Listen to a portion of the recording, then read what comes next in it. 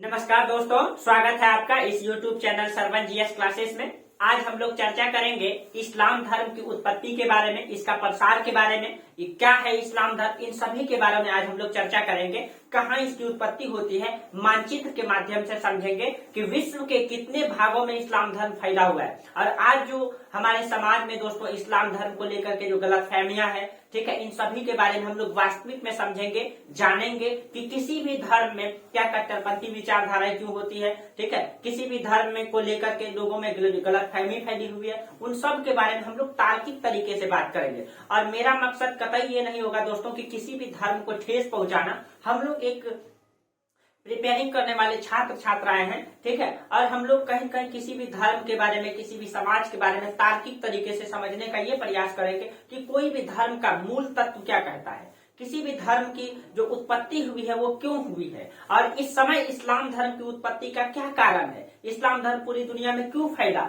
ठीक है, इन सभी चीजों के बारे में हम लोग चर्चा करेंगे। और जो हमारा समाज में धार्मिक विवाद है दोस्तों, ठीक है, इन सब का मूल तत्व को अगर आप समझ जाइएगा तो शायद आप भी इस चीजों से परे हो जाइएगा, ठीक है। चलिए, तो हम लोग ये चर्चा करेंगे आज कि इस्लाम धर्म की उत्पत्ति कैसे हुई है, इस्लाम धर्म क्या है, ठीक है, इनके प्रचार प्रसार के बारे में। हम लोग भारतीय इतिहास को पढ़ रहे थे और भारतीय इतिहास में हम लोग अभी 8वीं सदी में हैं और 7वीं सदी में ही इस्लाम धर्म की उत्पत्ति हुई है और 7वीं सदी में ही भारत में, 8वीं सदी में ही भारत में जो है इस्लाम धर्म का आगमन होता है। तो इस्लाम धर्म का जब आगमन हुआ तो इससे पहले हम लोग ये जान लेते हैं इस्लाम धर्म आया कहाँ से, तो फिर हम लोगों को इतिहास पढ़ने में ज्यादा समझ में आएगा, बेहतर समझ में आएगा, ठीक है। चलिए, तो सबसे पहले हम मानचित्र के माध्यम से इसको समझने का प्रयास करेंगे, ठीक है। इसको हम मानचित्र के माध्यम से हम इधर एक मैप बनाते हैं। एशिया का मैप का ही जरूरत है दोस्तों, बाद में वर्ल्ड का मैप बनाएंगे, ठीक है। अभी हम एशिया बनाते हैं और आप लोग भी प्रयास कीजिएगा, ठीक है।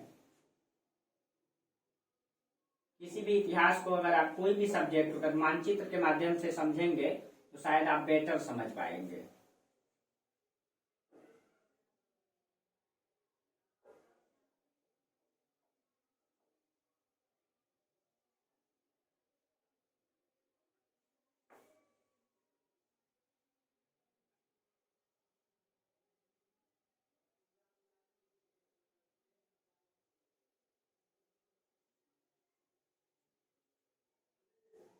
ये मान लीजिए एशिया है, ठीक है। इधर थोड़ा गड़बड़ हो गया, ये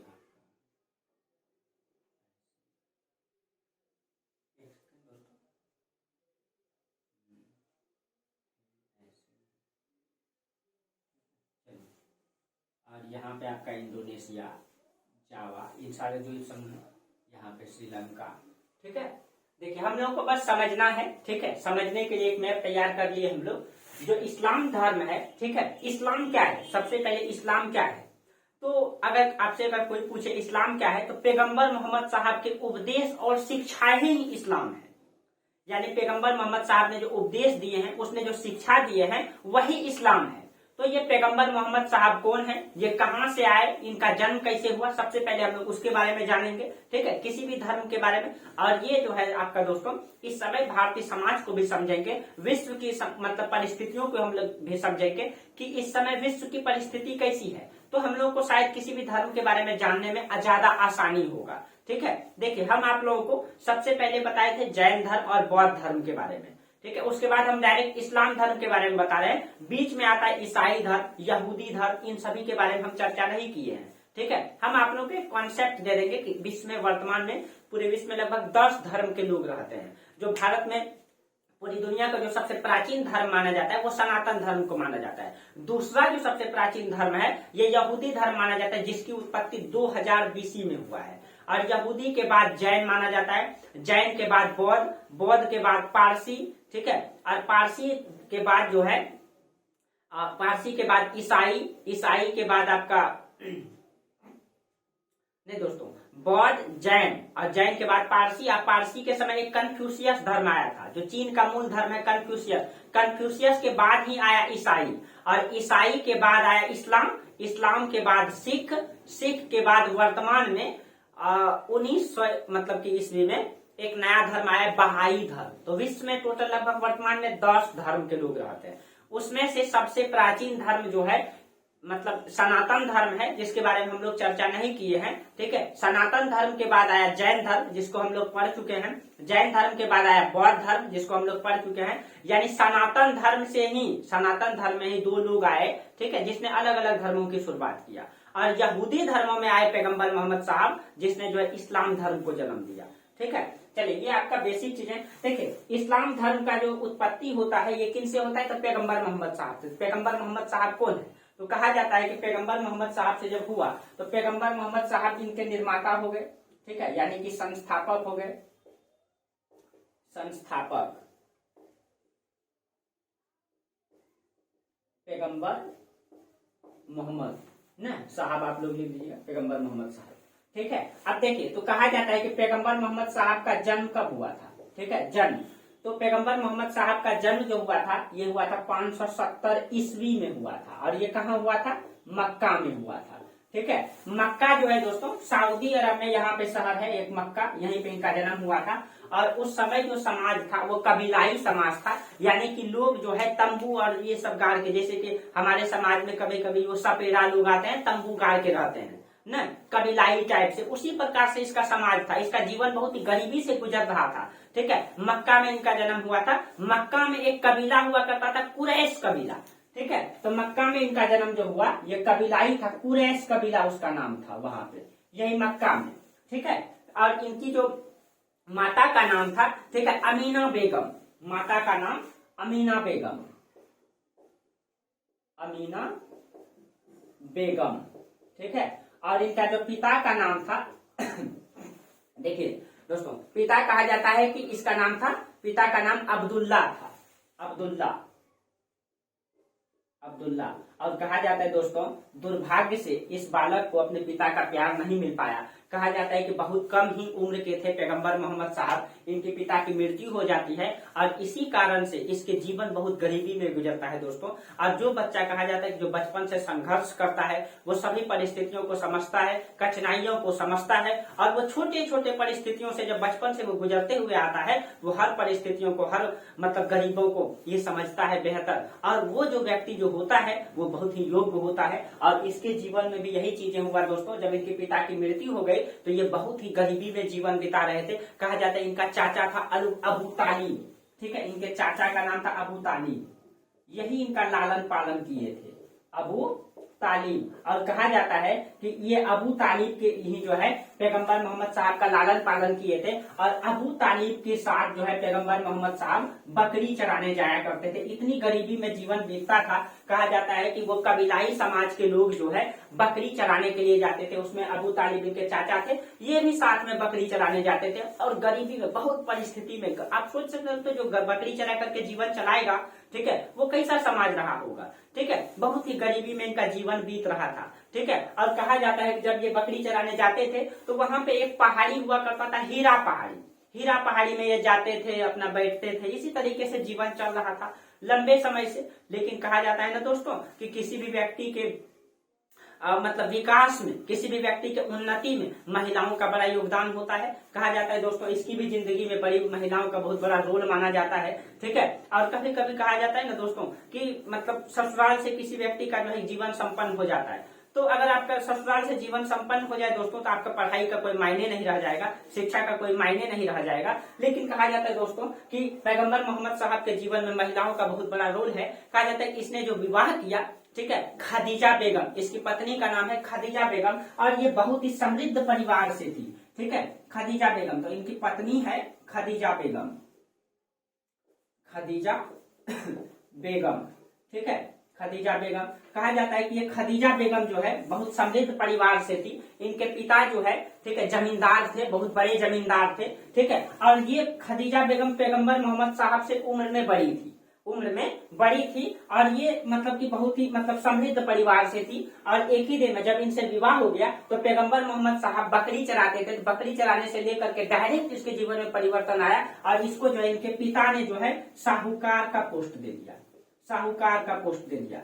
लेकिन कहा जाता है दोस्तों व्यक्ति का मूल व्यक्तित्व को कोई चेंज नहीं कर सकता है। जब उनको साहूकार का पोस्ट दे दिया तो कहा जाता है उनको मन नहीं लगता था, मन नहीं लगता था। क्यों मन नहीं लगता था दोस्तों? क्योंकि इस समय जो है ये इनका दिमाग इसी क्षेत्रों में था कि समाज में बुराइयां फैली हुई थी। समाज में क्या बुराई फैला हुआ था, इनको थोड़ा सा समझना है। ठीक है, समाज में बुराइयां फैली हुई थी और इनको धन संपत्ति में बहुत ज्यादा मन नहीं लगता था। सेम टू सेम आप याद कीजिए दोस्तों, गौतम बुद्ध के बारे में जब हम चर्चा किए थे तो क्विंटिन नाम के ब्राह्मण ने उनके ललाट देखकर को बोला था कि या तो ये बालक चक्रवर्ती सम्राट बनेगा या तो एक बहुत बड़ा सन्यासी बनेगा। और गौतम बुद्ध जो है एक राज परिवार से थे। उनके पिता ने, जब उनके पिता को लगा कि ये बालक जो है सन्यासी बन जाएगा तो कोई कोई महाराजा पिता चाहेगा कि मेरा पुत्र जो है सन्यासी बन जाए, तो उसके लिए उसने 3 महल का निर्माण करवाया था। बरसात के लिए अलग, गर्मी के लिए अलग, जाड़े के लिए अलग। पूरी अय्यासी में जीवन बीत रहा था। लेकिन होनी को कौन काट सकता है दोस्तों? जिसके साथ जो होना है वो कौन काट सकता है? लेकिन कहा जाता है दोस्तों, अपने कर्मों से व्यक्ति अपने कर्मों से अपने हाथों की लकीर को लिख सकता है। व्यक्ति अपने कर्मों से अपने हाथों का लकीर को लिख सकता है। अगर आदमी चाहे तो जिंदगी में कोई भी काम नामुमकिन नहीं होता है दोस्तों। गौतम बुद्ध एक बहुत बड़े मतलब कि राज परिवार से थे, लेकिन फिर भी उनको राज परिवार में बिल्कुल मन नहीं था। उसने संन्यास ग्रहण किया और एक नए धर्म की उत्पत्ति की।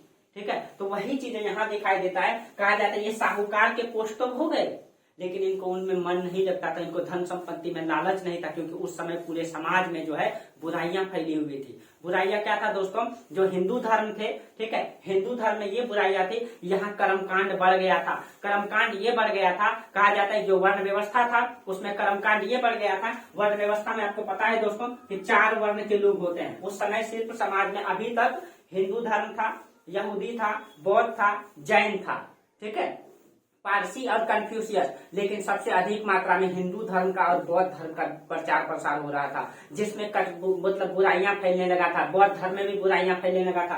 क्या बुराइयां फैलने लगा था? मान लीजिए हिंदू धर्म में ये बुराई फैल गया था कि इसमें क्या होता था, ब्राह्मण, क्षत्रिय, वैश्य और शूद्र। आपको पता है कि ये 4 मतलब कि वर्ण व्यवस्था में 4 वर्ण होते हैं।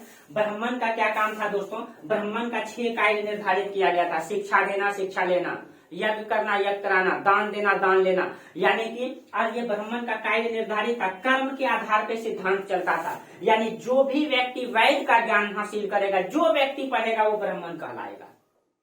यानी कि समाज में जो भी व्यक्ति पढ़े वो ब्राह्मण कहलाएगा। जो भी व्यक्ति समाज की रक्षा करेगा वो क्षत्रिय कहलाएगा।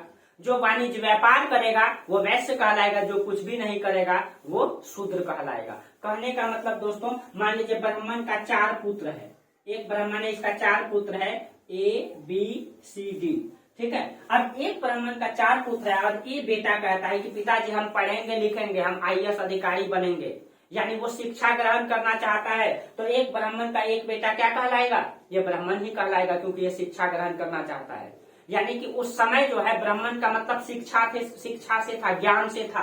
अब इसी ब्राह्मण का दूसरा पुत्र है, ये कहता है नहीं पिताजी हमको पढ़ाई में मन नहीं लगता, हम समाज की रक्षा करना चाहते हैं, हम आर्मी में जाना चाहते हैं। तो यही इसी का दूसरा पुत्र, यानी ये जन्म से तो ब्राह्मण, यानी कर्म से ये क्या हो जाएगा? कर्म से ये क्षत्रिय कहलाता था। इसी ब्राह्मण का तीसरा पुत्र बोलेगा नहीं पिताजी हमको पढ़ाई लिखाई आर्मी में कुछ भी नहीं जाना है, हमको पैसा दे दीजिए, हम जो है वाणिज्य व्यापार करना चाहते हैं, बिजनेस करना चाहते हैं। तो इसी ब्राह्मण का तीसरा पुत्र वैश्य कहलाएगा। और इसी ब्राह्मण का चौथा पुत्र जो कुछ भी नहीं करना चाहता है, उसको बोलता है ना तो हमको पढ़ाई में मन लगता है, ना वाणिज्य व्यापार करेंगे, ना ही हम आर्मी में जाएंगे, ना समाज की रक्षा करेंगे, हमको कुछ नहीं आता है। जो काम दे देगा जो हम वही कर देंगे, किसी का नाला साफ कर देंगे, किसी का घर पोछा लगा देंगे, यानी जो जैसा काम दे देगा हम कर लेंगे, हमको कुछ नहीं आता है।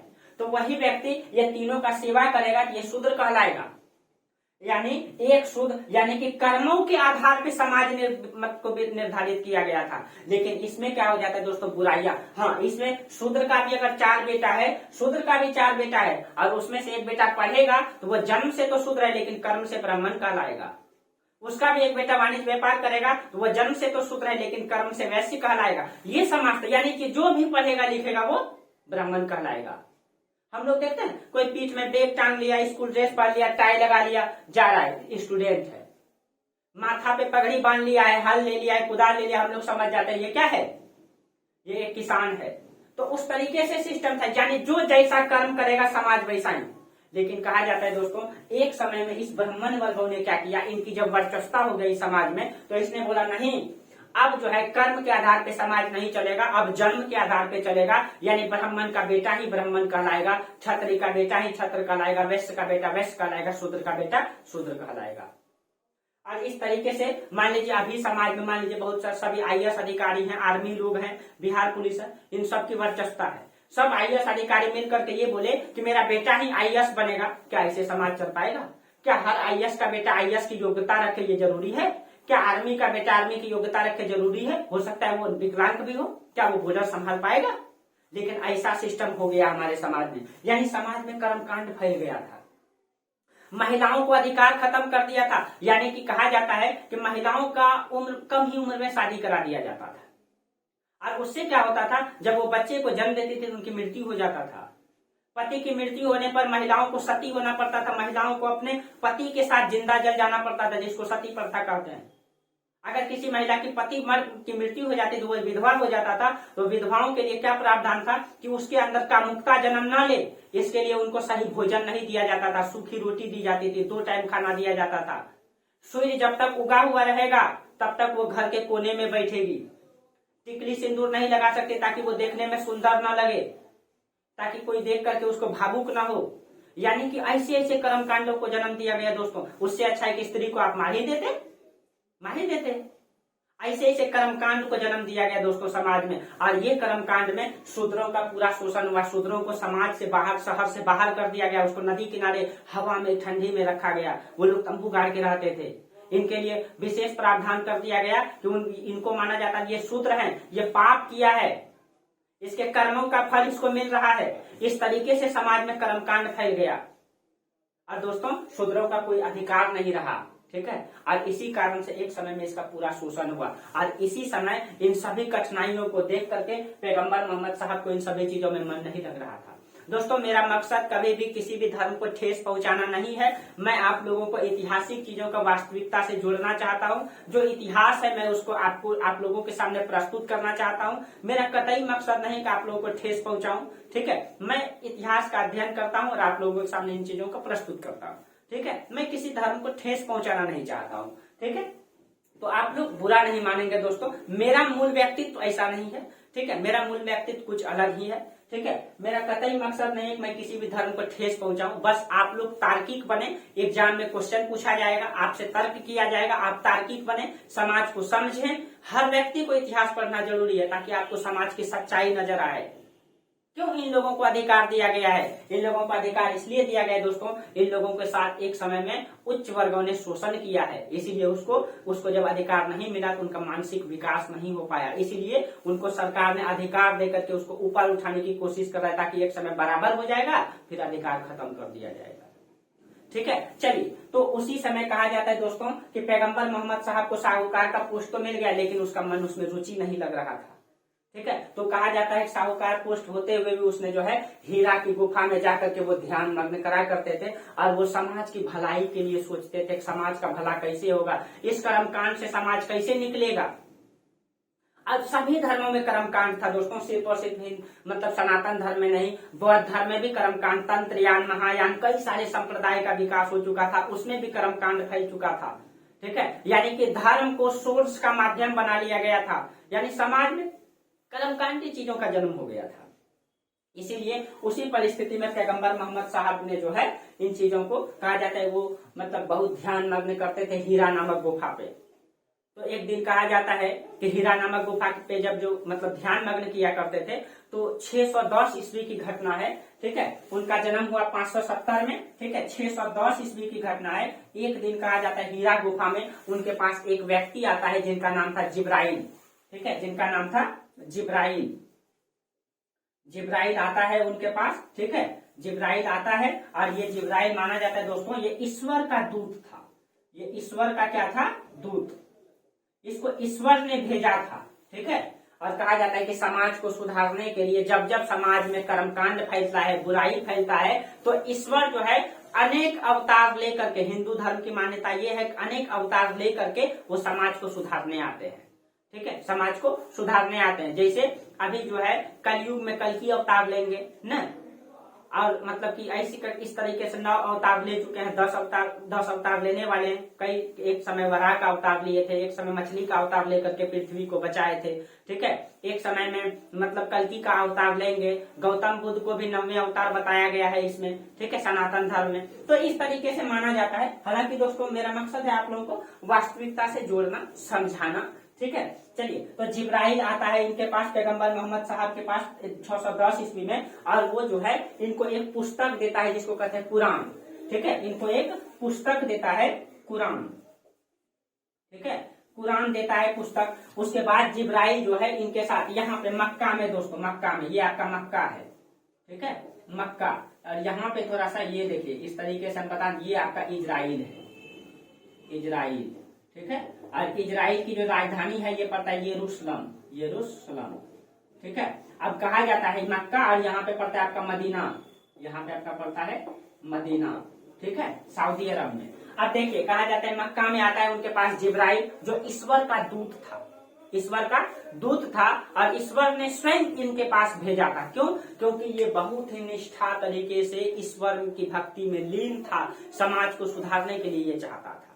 ठीक है, अब देखिए जब जिब्राइल आता है तो इनके साथ लंबी कहानी जुड़ी हुई है दोस्तों। कहा जाता है कि ये चीजें कुरान में तो नहीं दिया गया है। कुरान एक पुस्तक है जिसको जिब्राइल ने खुद लेकर के आया था, खुद लेके आया था, यानी ईश्वर से लेकर के आया था। आज जो मैं कहानी बताने जा रहा हूँ ये कुरान में नहीं दिया गया, ये हदीस में दिया गया है। ठीक है, हदीस में क्या कहा गया है? हदीस जो है पैगंबर मोहम्मद साहब ने जो शिक्षा दिया है, ठीक है, उसी शिक्षा को उसके अनुयायियों ने संकलित कर दिया, तो उसको हदीस कहा गया है। ठीक है, हदीस कहा गया है, जबकि कुरान जो है जिब्राइल ने दिया है। ठीक है, अब देखिए हदीस में क्या कहा गया है। कहा जाता है जब इनके पास जिब्राइल आता है, एक सेकंड दोस्तों,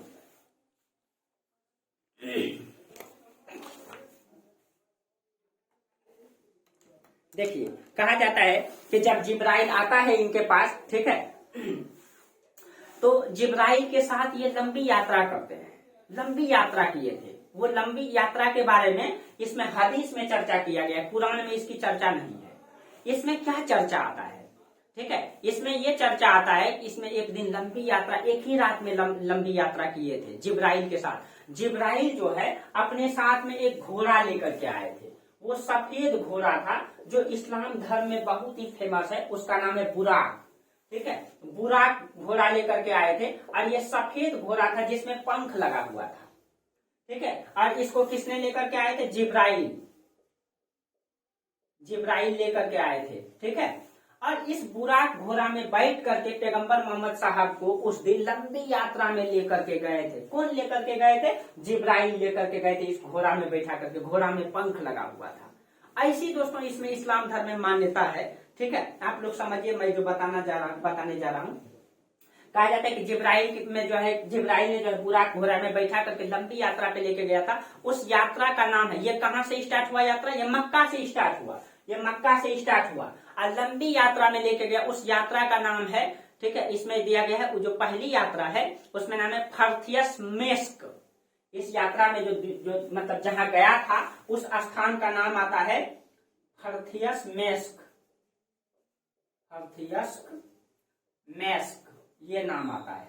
ठीक है, अब देखिए ये फर्थियस मेस्क को जो है इस्लाम धर्म में मतलब यरूशलेम के अलास्का मस्जिद से जोड़ा गया है। ठीक है, ये फर्थियस मेस्क का नाम तो नहीं आता है, लेकिन हदीस में इसको जो है कहां से जोड़ा गया है? अलास्का मस्जिद से। अलास्का मस्जिद जो कहां पड़ता है? यरूशलेम में पड़ता है, यरूशलेम में पड़ता है। ठीक है, कहा जाता है इस घोड़ा में बैठ करके लंबी यात्रा किए थे, और लंबी यात्रा में वो फर्थियस मेस्क गए थे, ये पहला चरण था। अब फर्थियस मेस्क का मतलब यहाँ पे आपका यरूशलेम, इजराइल, यहाँ से यहाँ एक ही रात का ये मतलब यात्रा है। उसमें कहा जाता है कि जब वो वहां गए, ठीक है, अलास्का में वहां जो आपका टेम्पल माउंट पड़ता है, जिसमें विवाद भी चलता है इस्लाम धर्म और यहूदी धर्म में, और ईसाई में भी। इन सब यहूदी और इस्लाम में ज्यादा विवाद है, जो इजराइल का विवाद है। कभी चर्चा करेंगे हम इसके बारे में डिटेल से।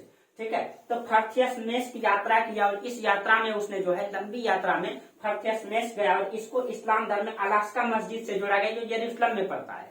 वहां पे कहा जाता है ये गए, वहां जब ये गए वहां पे बड़े बड़े लोगों से मिले, वहां नमाज पढ़े, ठीक है, और उन सभी लोगों का लीडर ये बनाया गया इनको, ठीक है, लीडर बनाया गया, सबके साथ जो है ये बैठे, नमाज वमाज पढ़े, ठीक है। और ये जो है यात्रा का पहला चरण था, इसको फर्थेसमेस्क कहा गया है। और यही यात्रा का दूसरा चरण, जो एक ही रात का ये दोनों, दूसरा चरण को मिराज कहा जाता है, ठीक है। कहा जाता है कि फिर से फर्थेसमेस्क से वो निकले, घोड़ा में बैठे, घोड़ा में बैठ करके, ठीक है, मिराज कहा गया दूसरा चरण को। इस चरण में वो मस्जिद से निकले और सीधे स्वर्ग में चले गए, स्वर्ग में चले गए। स्वर्ग में 7 अवस्थाएं होती है, वो 7 अवस्थाओं को वो देखा। कहा जाता है इस स्वर्ग से बात भी किया, और इसके अलावा जो पुराने पैगंबर थे इसी में, मूसा, ईसा, इन सभी से बात भी किए, ठीक है। उसी में कहा जाता है उसी रात जो है बुराक में बैठ करके वो सीधे स्वर्ग से मक्का आ गए, सीधे स्वर्ग से वो कहाँ गए, मक्का। यानी पहली यात्रा में वो यहाँ से चल गए इजराइल, इजराइल ये पहली यात्रा है, इजराइल का यरूशलेम, ठीक है, पहली यात्रा। और दूसरी में इसने यहीं से सीधे स्वर्ग गए, स्वर्ग से ये सीधे आ गए मक्का। ये यात्रा का दूसरी विवरण है। ये इस्लाम धर्म में ऐसी मतलब मान्यता है, ठीक है। उसके बाद जब जिब्राइल इनके पास से जाने लगा, ठीक है, ये यात्रा जिब्राइल इनको करा दिए। उसके बाद जो है जिब्राइल इनके पास से छोड़ करके जब जा रहा था तो इनको एक पुस्तक दिया, वही कुरान, एक कुरान पुस्तक दिया, और इनको बोला कि ईश्वर ने जो हमारा जो धर्म है इस्लाम धर्म, इस पुस्तक में उसके बारे में सारा प्रावधान दिया गया है। तुम्हारा काम है इस पुस्तक का प्रचार प्रसार करना। तो वही माना जाता है उसी दिन, यानी कि 610 ईस्वी को ही पैगंबर मोहम्मद साहब को इसी को ज्ञान की प्राप्ति माना जाता है। इस्लाम धर्म में इसको इल्हाम कहा जाता है, इल्हाम की प्राप्ति यानी ज्ञान की प्राप्ति माना जाता है, ठीक है। अब जब उनको ज्ञान की प्राप्ति हो गए तो सबसे पहले वो कहा जाता है बहुत शांत होकर के उन पुस्तकों का अध्ययन किए। अध्ययन करने के बाद जब उनको लगा कि अब परिस्थितियां मेरे अनुकूल चलेगा, तो कहा जाता है कि उसने क्या करना, मतलब कि 610 में ज्ञान प्राप्ति हुए, 613 ईस्वी से वो ज्ञान बांटना स्टार्ट किया। कहाँ में, तो यही मक्का में। कौन स्थान में वो रहते थे, कुरैश कबीला का यहाँ कब्जा था, ठीक है। और ये कुरैश कबीला के बारे में कहा जाता है कि ये जो कुरैश कबीला था ये बहुदेश्वरवादी था। बहुदेश्वरवादी का मतलब होता है ये कुरैश कबीला सभी धर्मों को मानता था। हम लोगों में जैसे कि हिंदू परंपरा में क्या होता है, हम लोग विष्णु का भी पूजा करते हैं, शंकर जी का भी करते हैं, सीता माता का भी करते हैं, लक्ष्मी माता का भी करते हैं, काली माता का भी, दुर्गा माता का भी, सभी बजरंग बली का भी पूजा करते हैं। हम लोग सभी धर्मों का पूजा करते हैं, मतलब सभी देवताओं का पूजा करते हैं। ये बहुदेशवादी संकल्पना है, बहु ईश्वरवादी संकल्पना है। हम लोग कई सारे ईश्वर को मानते हैं, लेकिन मूल ईश्वर बोला जाता है दोस्तों एक ही है। जिस ईश्वर ने कुरान देकर के जिब्राइल को भेजा था, ये कौन ईश्वर है, ये वही ईश्वर है जिसकी संकल्पना हम लोग नहीं कर सकते हैं। और ये सभी धर्मों में ईश्वर मूल रूप से एक ही है, ठीक है। अब जब उनको ज्ञान की प्राप्ति हुआ 610 में, तो वो 613 ईस्वी से ज्ञान बांटना प्रारंभ किए। उसने क्या ज्ञान बांटना प्रारंभ किए, सबसे पहले जब वो कुरैश कबीला में ज्ञान बांटना प्रारंभ किए, ठीक है, एक सेकंड दोस्तों,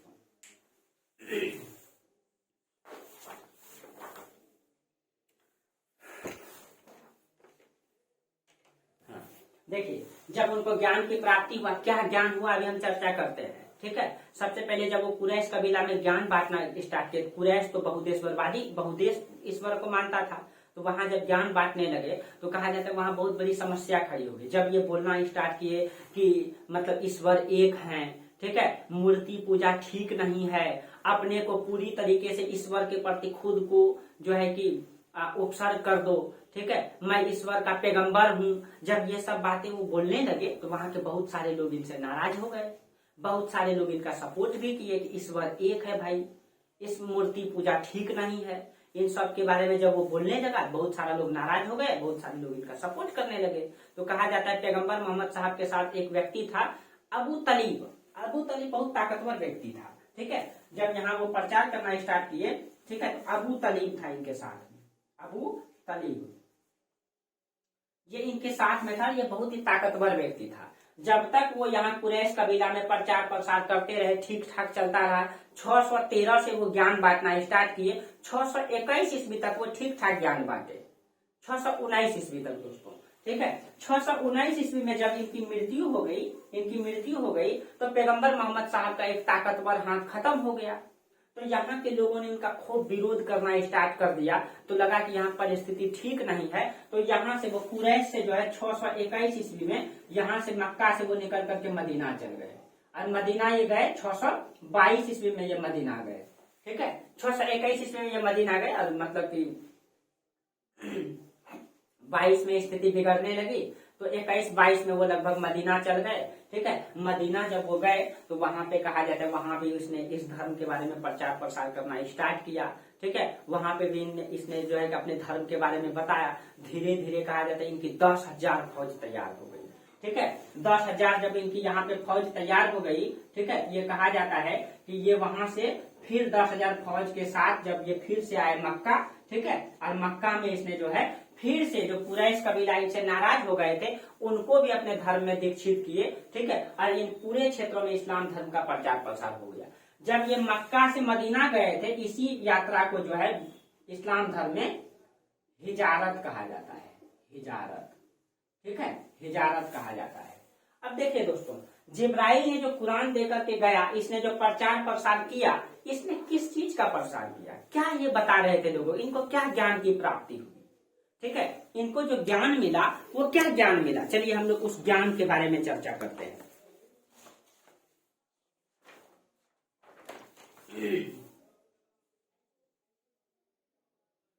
देखिए, जब इनको ज्ञान की प्राप्ति हुई, इस जिब्राइल ने इनको पुस्तक दिया, इसमें क्या लिखा गया था, इस पे हम लोग चर्चा करते हैं। देखिए, फिर इस मैप का भी हम लोग इस्तेमाल करेंगे, मैप में बताएंगे कहाँ कहाँ इस्लाम धर्म का प्रचार प्रसार हुआ। ठीक है, और एक एक करके इसके बारे में हम लोग पूरा चर्चा करेंगे।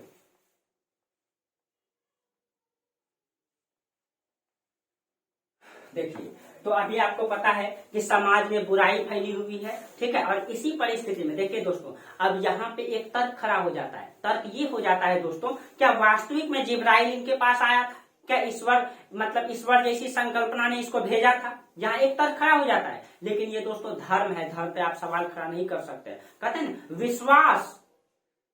विश्वास और जो हमारी आस्था होती है वो दो अलग अलग चीजें होती है। विश्वास बार बार दिलाना पड़ता है, जबकि आस्था निष्कंप होता है। अगर हम आपको उदाहरण दे दें, मान लीजिए विश्वास क्या है, विश्वास क्या, आपको बार बार दिलाना पड़ेगा विश्वास।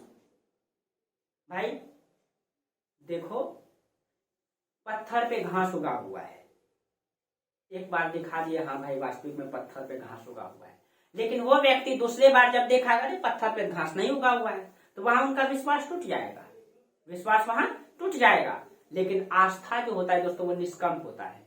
जैसे एक महिला है, उसकी बेटा बीमार पड़ गया, बहुत ज्यादा बीमार पड़ गया, वो मंदिर जाएगी, बहुत सारा लड्डू चढ़ाएगी और खूब माता से प्रार्थना करेगी, माता रानी से, माता रानी मेरा बेटा ठीक हो जाए, इतना लड्डू चढ़ाएंगे, ये पाठा चढ़ाएंगे, ये सब करेंगे। हालांकि ये कर्मकांडी संकल्पना है, और उनका बेटा जो है ठीक भी नहीं हुआ, उनकी मृत्यु भी हो गई, ठीक है, वहां ठीक नहीं, लेकिन फिर भी वो बोलेगी ये हमारे कर्मों का प्रतिफल है, मैंने गलत कर्म किया था इसलिए मेरी बेटा की मृत्यु हो गई। वहां उनकी आस्था पे ठेस नहीं पहुंचता है, वो वहां भगवान को दोष नहीं देंगे, यानी आस्था निष्कंप होता है। आप नौकरी लेने के लिए, पूजा पाठ करने के लिए जाते हैं, आपका सब चीज हो गया, मेरिट लिस्ट बचा हुआ है, भगवान तो 4 किलो लड्डू चढ़ाएंगे, ये करेंगे वो करेंगे, मेरा मेरिट लिस्ट में नाम आ जाए। अगर नहीं आता है मेरिट लिस्ट में नाम, तब आप वहां कह देते हैं मेरा ये कर्मों का फल है, मैंने लिखा ही नहीं, नंबर ही नहीं लाया, तो कहां से लिस्ट बनेगा मेरा। यानी कि वो आपका आस्था है जो निष्कंप है, जबकि विश्वास टूट जाता है। तो धर्म में भी यही संकल्पना है दोस्तों। जिब्राइल नाम का व्यक्ति आया कि नहीं आया, उसको कुरान पुस्तक दिया कि नहीं दिया, ये कोई देखा नहीं है, लेकिन आस्था है, ये धर्म है, इस पे विश्वास करना पड़ता है, ये तर्क करना। हाँ, लेकिन हमने तार्किक बात की, आप ये चीजें सोच सकते हैं, क्या वास्तविक में उसने पैगंबर मोहम्मद साहब ने खुद से अपनी विचारधारा को जन्म दिया, उनको लगा कि समाज सुधारने के लिए ये विचार फैलना चाहिए, इसलिए उसने ऐसा किया, या वास्तविक में उनके पास जिब्राइल आया था, ये सवाल तो खड़ा होता है। ठीक है, ये सभी धर्मों में संकल्पना है दोस्तों। या वैदिक ग्रंथ ही लिखा है, क्या वैदिक ग्रंथ सच ही लिखा है, ये कोई देखने तो नहीं गया है, जिसने वैदिक ग्रंथ की संकल्पना की है उसमें उसका मूल व्यक्तित्व तो भी झलक सकता है। मैं इतिहास पढ़ाता हूँ दोस्तों, मैं हमेशा ये चाहता हूँ कि जो वास्तविक घटना है उसको बोलूं, उसी को मैं आपके सामने प्रस्तुत करूं। लेकिन कुछ विचार ऐसा भी तो है जो मेरी जुबान से निकलती है तो मेरा भी विचार साथ साथ चल जाता है, तो मैं भी उसी चीज को अगर लिखता हूं तो कहीं कहीं मैं इतिहास कुछ पढ़ा दे। मैं तो जो इतिहास का मतलब क्या होता है, जो बीत गया है बातें उसको वास्तविक रूप में जो बीता हुआ उसी को मैं प्रस्तुत करूं। लेकिन कुछ विचार ऐसा भी तो है जो मेरा मुंह से निकल के आपके सामने जाता है और आप उसको नोट करते हैं, तो मेरा मूल व्यक्तित्व भी तो उसमें गया। तो ऐसा भी तो हो सकता है पैगंबर मोहम्मद साहब ने, ठीक है, अपने भी मूल व्यक्तित्व को उसने जोड़ा, वैदिक ग्रंथ में अपने भी मूल व्यक्तित्व को जिसने उसको संकलित किया उसने जोड़ा। तो हर जगह तो ये चीजें दिखाई सवाल खड़ा होता है। लेकिन ये दोस्तों धर्म है, आस्था है, ये निष्कंप होता है, इसमें जो है कोई क्या कहते हैं उसमें वाद विवाद नहीं हो सकता है ना। हालांकि दोस्तों मैं किसी धर्म को बार बार कहता हूँ, ठेस पहुंचाना नहीं चाहता हूँ, मैं वास्तविक चीजों से रूबरू कराना चाहता हूँ, ठीक है। हाँ, जब उनके पास जिब्राइल आया, उनको कुरान दिया, कुरान में क्या लिखा हुआ था, उसको क्या ज्ञान की प्राप्ति हुआ, वो समाज में क्या बोलना चाहे। जब कहा जाता है कि जब अल्लाह के उपदेश के जो प्रचार प्रसार करना ये शुरू किए, ठीक है, 613 ईस्वी से, तब उनको 2 नाम दिया गया, पैगंबर और सिद्ध पुरुष। पहले वो पैगंबर नहीं थे, जब वो प्रचार प्रसार जिब्राइल आए, उनको ज्ञान की प्राप्ति हुआ और उनके अल्लाह को जो उपदेश को जब प्रचार प्रसार करने लगे तब वो पैगंबर कहलाए, तब वो पैगंबर कहलाए। और वो दूसरा उनको नाम दिया गया सिद्ध पुरुष, सिद्ध पुरुष, इसी को नबी कहा जाता है, ठीक है, इसी को नबी कहा जाता है, सिद्ध पुरुष या नबी कहा जाता है। अब इसने जो सत्य का प्रचार कर रहे थे वो सत्य क्या था, समाज में जो बुराई फैली हुई थी, कर्मकांड फैला हुआ था, उनको खत्म करने के लिए इसने कौन कौन सा विचारधारा दिया। इसने कहा सभी लोग कट्टर एक ईश्वरवाद में विश्वास करें। एक ईश्वरवाद का मतलब है दोस्तों एक ईश्वर में विश्वास करें। देखिएगा, इसलिए इस्लाम धर्म का प्रचार अधिक हो पाया। इसने क्या कहा सबसे पहले कि सभी लोग, ठीक है, आप लोग लिख लीजिए दोस्तों, मैं बोल देता हूं, सभी लोग कट्टर एक ईश्वरवाद में विश्वास करें। यानी कि कट्टर एक ईश्वरवाद का मतलब ईश्वर एक है, इस पे सब कोई विश्वास करें, इसको समझें, इसको जानें। और जो हमारे समाज में बुराई फैली हुई है ये सच नहीं है, सच तो ये है कि ईश्वर एक है, और जो हमारे समाज में भेदभाव हो रहा है ये गलत है।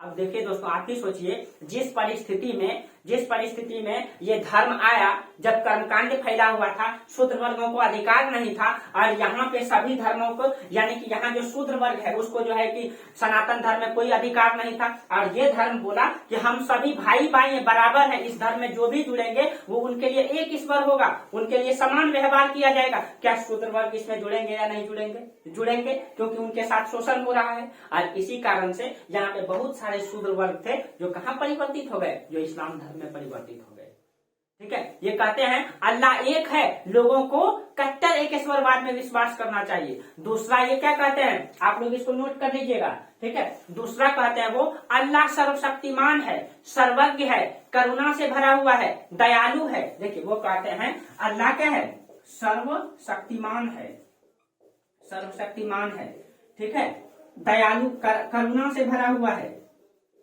करुणा से भरा हुआ है, दयालु है, ठीक है, दयालु है।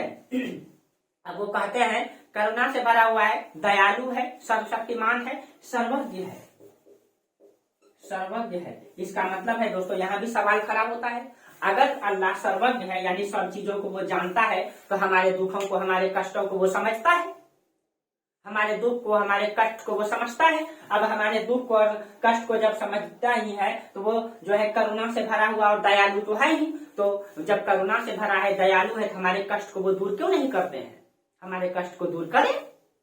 और वो इसलिए करे क्योंकि वो सब चीजें जानता भी है और वो सर्वशक्तिमान है, उसके पास सारा शक्ति है। तब यहाँ पे बोलेंगे धार्मिक संप्रदाय के लोग नहीं, ये हमारे कर्मों का प्रतिफल है। अगर यहाँ कर्मों का प्रतिफल है दोस्तों, तब तो इस्लाम धर्म जो है, देखिएगा, इस्लाम धर्म पुनर्जन्म में विश्वास नहीं करता है। पुनर्जन्म में, जैसे सनातन धर्म में पुनर्जन्म में विश्वास करता है कि पिछले जन्म में आपने पाप किया है, इस जन्म में आपको भुगतना पड़ेगा, तो यहाँ पे तो पुनर्जन्म में भी विश्वास नहीं होता है, पुनर्जन्म में ये विश्वास नहीं करते हैं। तो इसका मतलब है जब यहाँ पुनर्जन्म की संकल्पना नहीं है, तो इसका मतलब है जो हमारे जो कर्म है वो कर्म को निर्धारित, ये कर्म पे विश्वास करते हैं कि जैसा कर्म करोगे वैसा फल पाओगे, लेकिन पुनर्जन्म पे नहीं कि पिछले जन्म में, इस जन्म में आप इसीलिए गधा बने क्योंकि पिछले जन्म में आपने पाप किया है, ऐसा इसमें नहीं है। तो अगर अल्लाह जो है सर्वशक्तिमान है, सर्वज्ञ है, दयालु है, करुणा से भरा हुआ है, तो समाज का सभी पापों को वो नष्ट क्यों नहीं करते हैं? ये तो तार्किक चीजें बनता है। ठीक है दोस्तों, चलिए देखिए दोस्तों, मेरा मकसद कतई नहीं है कि हम किसी भी धर्म को ठेस पहुंचाए, बस हम आपसे ये आपको ये सोचने के लिए, तर्क करने के लिए सिखाना चाहते हैं, ताकि हम लोग जाने, तार्किक बने। ठीक है। तीसरा ये क्या कहते हैं? तीसरा ये कहते हैं कि सभी मनुष्य अल्लाह के संतान हैं, यानी जितने भी मनुष्य हैं वो सब किसके संतान हैं? अल्लाह के संतान हैं। चौथा ये कहते हैं सभी मुसलमान सगे भाई हैं। ठीक है। चौथा क्या कहते हैं? जो भी इस धर्म में जुड़ेंगे, जो भी मुसलमान धर्म को स्वीकार करेंगे, वो सगे भाई हैं। ठीक है। और यही चीजें उसमें मजबूती, समरूपता प्रदान करता है दोस्तों। ठीक है। और उसमें पांचवा वो कहते हैं धर्म के प्रति समर्पण की भावना अधिक होनी चाहिए। ठीक है। धर्म के प्रति समर्पण की भावना अधिक होनी चाहिए। अब देखिए दोस्तों, जैसे इनका चौथा स्टेटमेंट आता है कि सभी मुसलमान सगे भाई हैं, जबकि यही सनातन धर्म में निचले क्षुद्रों को अधिकार ही नहीं है, महिलाओं को अधिकार नहीं है, कर्मकांड फैल गया है, अब उनको वहां पे अधिकार नहीं मिला है, और इसने इस धर्म ने उसके लिए रास्ता खोल दिया, तो सब के सब लोग कहाँ आ जाएंगे इसमें? इसलिए इस्लाम धर्म का प्रचार प्रसार क्या हो पाया? अधिक हो पाया। उसके बाद उनको और क्या ज्ञान की प्राप्ति हुई? और क्या ज्ञान की प्राप्ति हुई? देखिए दोस्तों, एक एक करके हम लोग इसके बारे में समझेंगे। ठीक है। क्या ज्ञान की प्राप्ति उनके बाद? उसने कहा कि जो भी इस धर्म को स्वीकार करेंगे, सबसे पहले इन सभी स्तंभों को मानेंगे। उसके अलावा अगर आप इस्लाम धर्म में आ जाते हैं तो आपके लिए 5 स्तंभ तय किए गए हैं, और इस 5 स्तंभ पे, यानी पैगंबर मोहम्मद साहब के जो मतलब अल्लाह के जो दूत है, उसमें जो कुरान देकर के भेजा है, उस कुरान पे, यानी इन सब चीजों पे जो बिना सवाल जवाब किए इनको मान लेगा, वही सच्चा मुसलमान कहलाएगा। यानी आप उस पर सवाल खड़ा नहीं कर सकते हैं कि मतलब पैगंबर मोहम्मद साहब के पास जिब्राइल आए कि नहीं आए, कुरान दिए कि नहीं, आप उस पर अगर सवाल खड़ा करते हैं तो आप सच्चे मुसलमान नहीं है। ठीक है। तो ये चीजें हैं। अब देखिए, इसके बाद जो है इस्लाम धर्म में 5 स्तंभ को मानना पड़ता है। उसमें क्या होता है? 5 स्तंभ को देखिए, इसमें इसको 5 स्तंभ हम कह सकते हैं। ठीक है। 5 स्तंभ। उसमें क्या होता है? इसमें एक होता है आपका कलमा पर विश्वास करना। ये कलमा क्या है दोस्तों? ठीक है। कलमा पे विश्वास करना। कलमा क्या है? ला इल्ला इल्लल्लाह मुहम्मद रसूल अल्लाह, यानी कि अल्लाह एक है, उसके जैसा कोई दूसरा नहीं है। ठीक है। यानी संसार में वो सर्वश्रेष्ठ है, उसके जैसा कोई भी नहीं है। ठीक है। और इनका फोटो नहीं बनाया जा सकता है, उसकी मूर्त नहीं बनाई जा सकती है। ठीक है। जो इसमें बिना संदेह किए विश्वास कर लेगा, वही सच्चा इस्लाम होगा। ठीक है। ये इन पैगंबर मोहम्मद साहब की शिक्षा है। दूसरा उसने कहा है 5 स्तंभ में दूसरा है कि दिन में 5 बार, ठीक है, दिन में 5 बार नमाज पढ़ेंगे। ठीक है। ये दूसरा चीज स्तंभ है उनका, यानी कि जितना भी इस्लाम धर्म के लोग हैं वो दिन में कितना बार नमाज पढ़ेंगे? 5 बार। ठीक है। उसके बाद रमजान में रोजा रखेंगे। ठीक है। रमजान में रोजा रखेंगे। ठीक है। एक सच्चे मुसलमान का ये कर्तव्य होता है कि रमजान में रोजा रखेंगे। जीवन में एक बार होगा तो हज यात्रा करेंगे। ठीक है। हज यात्रा करेंगे, जीवन में एक बार होगा तब हज यात्रा करेंगे। अगर आप सक्षम हैं तो हज यात्रा के लिए कहाँ जाना पड़ता है दोस्तों? यही मक्का जाना पड़ता है, जहां पैगंबर मोहम्मद साहब का जन्म हुआ है। ठीक है। थोड़ा इसमें लंबी चर्चा है दोस्तों। ठीक है। उसमें वहां पे आप ये जमजम है, जमजम का पानी, जहां पे इसका थोड़ा सा लंबा इतिहास है दोस्तों। जब कोई भी मतलब कि हज यात्रा पे जाता है तो उनका कई सारा धर्म स्थली है, उसमें काबा है, मक्का है, मदीना है, आबे जमजम है, टेम्पल माउंट, इन सब का अलग अलग चीजें जो हम धीरे धीरे सबको चर्चा करेंगे। इस क्लास में नहीं होगा, अगले क्लास में बहुत सारी चर्चा करेंगे। ठीक है। उसके बाद है दोस्तों जकात देगा। 5वां है आपका जकात। ठीक है। जकात क्या होता है? जकात का मतलब एक सच्चा मुसलमान अपने जीवन में जितना भी कमाएगा उसका लगभग 40% वो दाहिना हाथ से दान कर देगा और बायां हाथ से पता भी न चले। ठीक है। इसीलिए देखिएगा दोस्तों, इस्लाम धर्म में जब बकरीद होता है, जब कोई मतलब उसमें जो, हालांकि ये सब कर्मकांडीय परंपरा है, कैसे आया इनके बारे में चर्चा करेंगे हम। ठीक है। तो जब बकरीद होता है, जब उसमें खस्सी को काटा कुर्बानी दिया जाता है, तो उस कुर्बानी का 40% हिस्सा गांव में बांट दिया जाता है, ताकि गरीब परिवार को भी पेट भर पाए। ठीक है। उसके बाद वो अपना ग्रहण करते हैं। इसमें ये भी कहा गया जीवन में जितना भी वो कमाएगा उसका 40% दान देगा, और दाहिना हाथ से देगा, बायां हाथ को पता भी न चले। यानी इन 5 स्तंभ को जो बिना सवाल जवाब खड़ा किए, जो बिना सवाल जवाब किए जो है ये चीजें मान लेगा वही सच्चा इस्लाम कहलाएगा। यही इनका इस्लाम धर्म की मतलब एक ईश्वरवादी संकल्पना है, उसमें एक ईश्वर है। ठीक है, उसके बाद कहा जाता है कि पैगंबर मोहम्मद साहब, ठीक है, लंबे समय तक जो है कि प्रचार प्रसार करते रहे। ठीक है, प्रचार प्रसार करते करते जो है कहा जाता है कि उनकी मृत्यु जो है 632 ईस्वी में हो जाए। देखिए 570 में जन्म हुआ दोस्तों, ध्यान में रखिएगा। ठीक है, उसके बाद 610 में उनको ज्ञान की प्राप्ति हुआ। 613 में वो जो है प्रचार प्रसार करना स्टार्ट किए। 622 में जो है मक्का छोड़ के वो मदीना चल गए। ठीक है, और 632 में उनकी जो है मृत्यु हो गई। ठीक है, जब उनकी मृत्यु हो गई, ठीक है, तो कहा जाता है मृत्यु के बाद, देखिए दोस्तों, जो मूल इस्लाम धर्म था वो कट्टरवादी नहीं था, वो कट्टरवादी नहीं था। जो पैगंबर मोहम्मद साहब के शिक्षाएं हैं, अगर उसको सही तरीके से लागू किया जाए तो वो बिल्कुल कट्टरवादी नहीं है। लेकिन कुछ लोगों ने इसमें गलत फहमी फैला करके, ठीक है, इसको गलत कर दिया। कहीं भी गलत नहीं है दोस्तों। ठीक है, कहीं भी किसी भी धर्म, सभी धर्मों का मूल तत्व सार एक ही है कि कर्म करो भाई, ठीक से कर्म करो, समाज का सेवा करो। ठीक है, लेकिन कुछ लोग जो है इसमें गलत फहमी फैला देते हैं। ठीक है, चलिए अब देखिए, हाँ, 632 ईस्वी में पैगंबर मोहम्मद साहब की मृत्यु हो जाती है। पैगंबर मोहम्मद साहब की जब मृत्यु हुई, कहा जाता है उनका शिष्य भी था और दामाद भी था, उनका नाम था अली। ठीक है, अब इसमें विवाद हो जाता है। सभी धर्मों में यही चीजें दिखाई देता है दोस्तों। ठीक है, तो पैगंबर मोहम्मद साहब का दामाद भी था वो, ठीक है, दामाद या इनकी शिष्य भी था, जो सबसे शिष्य, ठीक है, वो नाम था अली। अब इनको वास्तविक उत्तराधिकारी बनना था। ठीक है, अली को वास्तविक उत्तराधिकारी बनना, क्योंकि ये ज्ञानी व्यक्ति था। लेकिन हजरत मोहम्मद साहब के 3 पुत्र थे। एक का नाम था उमर, उस्मान, रुक जाइए दोस्तों, उमर, उस्मान और अबू बकर। अबू बकर, उमर और उस्मान।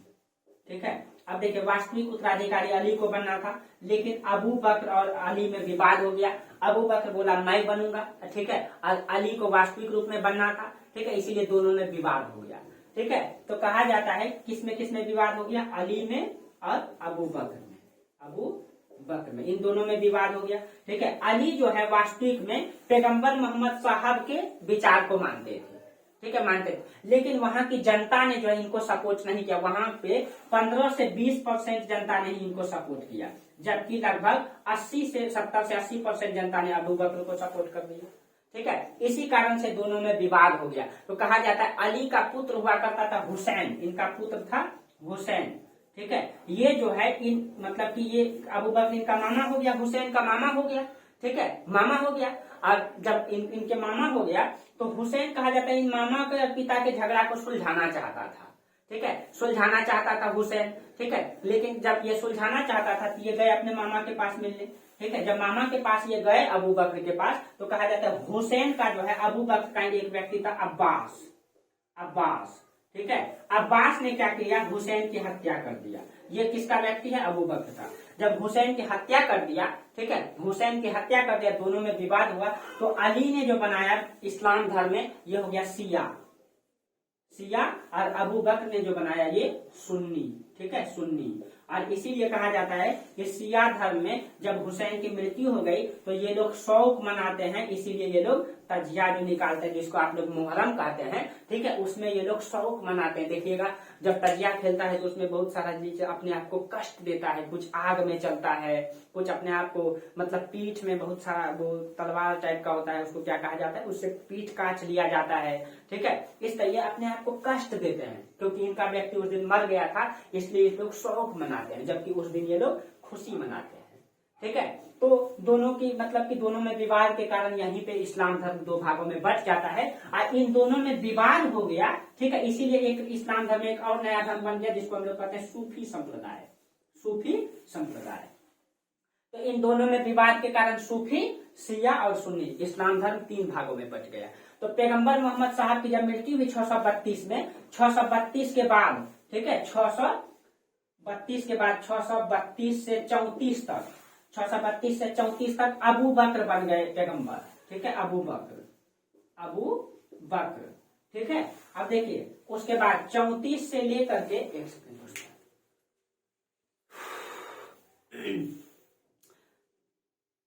हाँ, 34 से लेकर के 44 तक, 634 से 44 तक बन गए उमर, ठीक है। 34 से 44 तक बन गए उमर, ठीक है। और उसके बाद जो है इसी तरीके से मतलब चलता रहा, इसमें पैगंबर की परंपरा चलता रहा, ठीक है। इस तरीके से इस्लाम धर्म, इसकी मृत्यु के बाद इसमें विवाद हो गया, ठीक है। हर धर्म में ये संकल्पनाएं दिखाई देती दोस्तों। गौतम बुद्ध, ठीक है, गौतम बुद्ध हर समय जो है भगवान का विरोध करते रहे, मूर्ति पूजा का विरोध करते रहे, लेकिन गौतम बुद्ध की मृत्यु के बाद खुद उनकी मूर्ति बना करके लोगों ने पूजा पाठ करना स्टार्ट कर दिया, यहाँ तक कि फूल पत्ती चढ़ाना स्टार्ट कर दिया, जबकि वो खुद उनका विरोधी थे। वो कहते थे कर्म करो, संसार की दुखों से वो सभी को जुड़ना चाहते थे, बताना चाहते थे संसार में दुख है और इससे मुक्ति का उपाय बताना चाहते थे। लेकिन गौतम बुद्ध की मृत्यु के बाद खुद लोगों ने विवाद कर दिया, कुछ लोग उसकी मूर्ति की पूजा करने लगे, कुछ लोग उनके मूल तत्वों को मानने लगे। इसलिए बौद्ध धर्म में बट गया हीनयान महायान, फिर कई सारे भागों में बट गया, विज्ञानवाद, शून्यवाद, तंत्रयान, कितना 18-19 भागों में बट गया। तो यहाँ भी वही चीज है, जो पैगंबर मोहम्मद साहब वास्तविक शिक्षा देना चाहते थे उसमें विवाद हो गया और उस विवाद के कारण इस्लाम धर्म कई भागों में बट गया, ठीक है। और इसी में कुछ गलत फहमी के कारण से कई सारे विचारधारा ने जन्म लिया, ठीक है, कई सारा विचारधारा ने जन्म लिया। अब देखो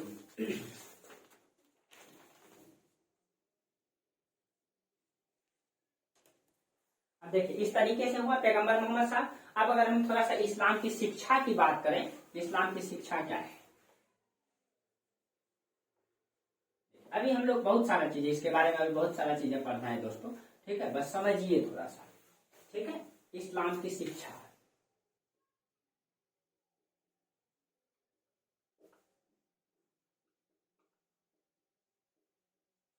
देखिए इस्लाम की शिक्षा क्या है।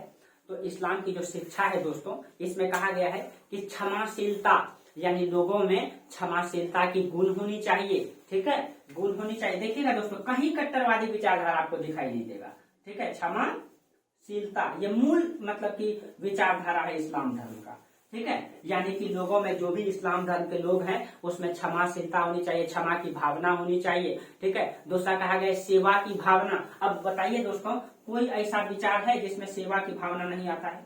सेवा की भावना न, यानी समाज की सेवा करें न, जो गरीब है, ठीक है, उनको दान दें, इन सब ये सारे विचारधारा इसमें दिखाई देते हैं। उसके बाद ईमानदारी की प्रवृत्ति होनी चाहिए। जब आप कहीं जाएंगे दोस्तों बोलेंगे मैं एक सच्चा इस्लाम हूँ, ठीक है, और मैं कभी ईमान को खराब नहीं करता हूँ, आप लोगों से कहीं कहीं जरूर मिला होगा, ठीक है। तो इसमें कहा गया है ईमानदारी की प्रवृत्ति, ईमानदारी की प्रवृत्ति होनी चाहिए, ठीक है, ईमानदारी की प्रवृत्ति, ठीक है। अब चौथा इसमें कहा गया है कि निर्धनों की सेवा, जो गरीब है उनकी सेवा करें, तो निर्धनों की सेवा, ये इनकी शिक्षा है दोस्तों, ठीक है। पांचवा, दूसरा उसके बाद इसमें जकात है, ठीक है, इसमें जो है पांचवा में आपका जकात है। और छठा है कि प्रतिशोध न लेना, प्रतिशोध न